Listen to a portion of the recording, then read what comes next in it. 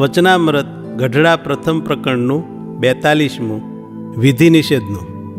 તારીખ 21/1/1820 શુક્રવાર. સંક્ષિપ્ત સાર. પહેલો, શાસ્ત્રે કહેલા વિધિ નિષેધ સાચા છે. જે ખોટા માને તે નરકમાં જાય છે. બીજો, શાસ્ત્રમાં જ્યાં ખોટા કહેલા જણાય છે તે તો જેને બ્રહ્મ પરબ્રહ્મ વિના બીજું દેખાતું નથી તેવા નિર્વિકલ્પ સ્થિતિવાળાના વચનો કહ્યા છે, પરંતુ બીજાએ તો વિધિ નિષેધ પાળવા જ જોઈએ. ત્રીજો, વિધિ નિષેધની સત્યતા દર્શાવવા ભરતજી તથા ગોપીઓના દૃષ્ટાંત આપ્યા છે. સ્વામિનારાયણ હરે, સ્વામિનારાયણ હરે.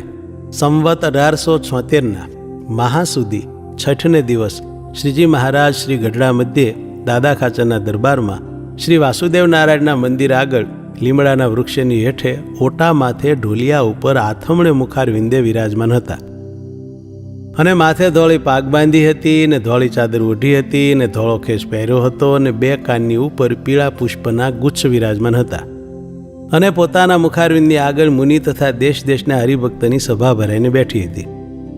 અને તે સભાને વિશે કોઈક વેદાંતી બ્રાહ્મણો પણ આવીને બેઠા હતા. તેને જોઈને શ્રીજી મહારાજ બોલ્યા, જે વેદાંત શાસ્ત્રને જે ભણે છે તથા સાંભળે છે તે એમ કહે છે જે વિધિ નિષેધ તો મિથ્યા છે, અને વિધિ નિષેધે કરીને પમાય એવા જે સ્વર્ગ અને નરક તે પણ મિથ્યા છે, અને તેને પામનારો જે શિષ્ય તે પણ મિથ્યા છે, અને ગુરુ પણ મિથ્યા છે, અને એક બ્રહ્મ જ સભર ભર્યો છે તે સત્ય છે. એવી રીતે જે કહે છે તે શું સમજીને કહેતા હશે?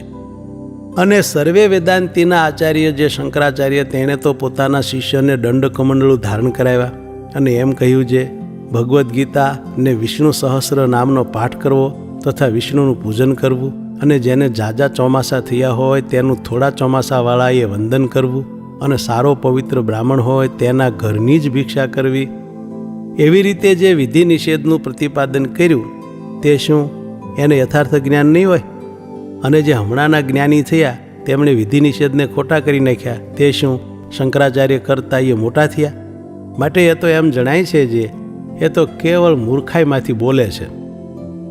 અને વિધિ નિષેધ શાસ્ત્રમાં ખોટા કયા છે તે તો એમ કયા છે, જેમ કોઈ મોટું વહાણ હોય અને તે વહાણ મહાસમુદ્રને વિશે 1 વર્ષ સુધી ચાલ્યું જાય છે, તેને આગલો કાંઠો પણ દેખ્યામાં આવે નહીં અને પાછલો કાંઠો પણ દેખ્યામાં આવે નહીં, અને તે 2 કાંઠા ઉપર જે મોટા મોટા પર્વત તે પણ દેખ્યામાં આવે નહીં, તો ઝાડવા તથા મનુષ્ય તે તો ક્યાંથી દેખ્યામાં આવે? અને જ્યાં દેખે ત્યાં એકલું જળ જ દેખાય, પણ જળ વિના બીજો કોઈ આકાર દેખ્યામાં આવે નહીં. અને ઊંચું જોવે તો મોટી મોટી સમુદ્રની લહેરો ઉઠતી હોય, માટે ઊંચું પણ જળ જ જણાય. ત્યારે તે વહાણને વિશે બેઠા એવા જે પુરુષ તે એમ કહે જે એકલું જળ જ છે, બીજું કાંઈ નથી.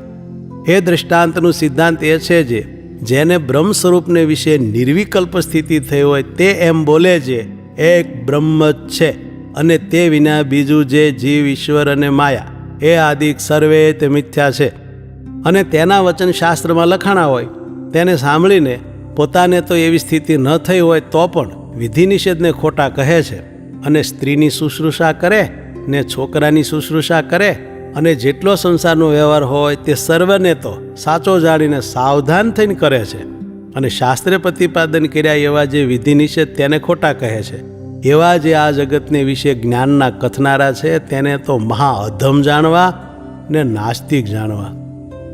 અને શંકરાચાર્ય તો જીવના હૈયામાં નાસ્તિકપણું આવી જાય તેની બીકે કરીને ભજ ગોવિંદમ ગોવિંદમ ભજ મૂઢ મતે એ આદિ ઘણાક વિષ્ણુના સ્તોત્ર કર્યા છે, તથા શિવજી તથા ગણપતિ તથા સૂર્ય એ આદિક જે ઘણાક દેવતા તેના સ્તોત્ર કર્યા છે, જેને સાંભળીને સર્વે દેવતા સત્યભા છે એવો આશય જાણીને શંકરાચાર્ય સર્વે દેવતાના સ્તોત્ર કર્યા છે. અને આજના જે જ્ઞાની થયા તે તો સર્વેને ખોટા કરી નાખે છે, અને વળી એમ કહે છે જે જ્ઞાની તો ગમે તેવું પાપ કરે તો પણ કાંઈ અડતું નથી, એ મૂર્ખપણામાંથી કહે છે.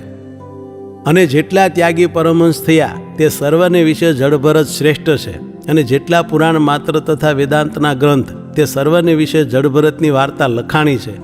એવા મોટા જે જળભરત તે પૂર્વજન્મમાં ઋષભદેવ ભગવાનના પુત્ર હતા, અને રાજ્યનો ત્યાગ કરીને વનમાં ગયા હતા. તેને દયાએ કરીને પણ જો મૃગ સંગાથે પ્રીતિ થઈ તો તેનો દોષ લાગ્યો ને પોતાને મૃગનો જન્મ લેવો પડ્યો. અને મૃગના સરખા 4 પગ ને ટૂંકી પૂંછડી ને માથે નાની શીંગડીઓ એવો આકાર પોતાને પ્રાપ્ત થયો. અને પરમાત્મા જે શ્રી કૃષ્ણ ભગવાન તેની સંગાથે વ્રજની ગોપીઓએ કામ બુદ્ધિએ કરીને પ્રીતિ કરી તો પણ સર્વે ભગવાનની માયાને તરી ગયો ને પોતે ગુણાતીત થઈને નિર્ગુણ એવું જે ભગવાનનું અક્ષરધામ તેને પામ્યો. તેનું કારણ એ છે જે શ્રી કૃષ્ણ ભગવાન પોતે સાક્ષાત પુરુષોત્તમ ગુણાતીત દિવ્ય મૂર્તિ હતા, તો તે સંગાથે ગોપીઓએ જાણે અજાણે પ્રીતિ કરી તો પણ તે ગોપીઓ ગુણાતીત થયો અને ભરતજીએ દયાએ કરીને મૃગલામાં પ્રીતિ કરી તો પોતે મૃગલું થયા. માટે ગમે તેવા મોટા હોય તેનું પણ કુસંગે કરીને તો ભૂંડું જ થાય છે. અને ગમે તેવો પાપી જીવ હોય ને તે જો સત્ય સ્વરૂપ એવા જે ભગવાન તેનો પ્રસંગ કરે તો પરમ પવિત્ર થઈને અભયપદને પામે. અને જો શ્રી કૃષ્ણ ભગવાન પોતે ગુણાતીત ન હોત તો તેના ભક્ત જે ગોપીઓ તે ગુણાતીતપણાને ન પામત. અને જો ગુણાતીત પદને પામ્યો તો શ્રી કૃષ્ણ ભગવાન ગુણાતીત કૈવલ્ય દિવ્ય મૂર્તિ જ છે. અને વેદાંતી કહે છે જે સર્વત્ર બ્રહ્મ સભર ભર્યો છે. ત્યારે જેમ ગોપીઓએ શ્રી કૃષ્ણ ભગવાનને વિશે પ્રીતિ કરી તેમજ સર્વે સ્ત્રીઓ પોતપોતાના ધણીને વિશે પ્રીતિ કરે છે તથા સર્વે પુરુષ પોતાની સ્ત્રીઓને વિશે પ્રીતિ કરે છે તો પણ તેમને ગોપીઓને જેવી પ્રાપ્તિ થતી નથી. તેમને તો ઘોર નરકની પ્રાપ્તિ થાય છે. માટે જે વિધિ નિષેધ છે તે સાચા છે પણ ખોટા નથી, અને જે એ વિધિ નિષેધને ખોટા કરે છે તે તો નારકી થાય છે. એમ વાર્તા કરીને શ્રીજી મહારાજ જય સચ્ચિદાનંદ કહીને પોતાને ઉતારે પધાર્યા. ઇતિવચનામૃતમ ગઢડા પ્રથમ પ્રકરણનું 42મું થયું.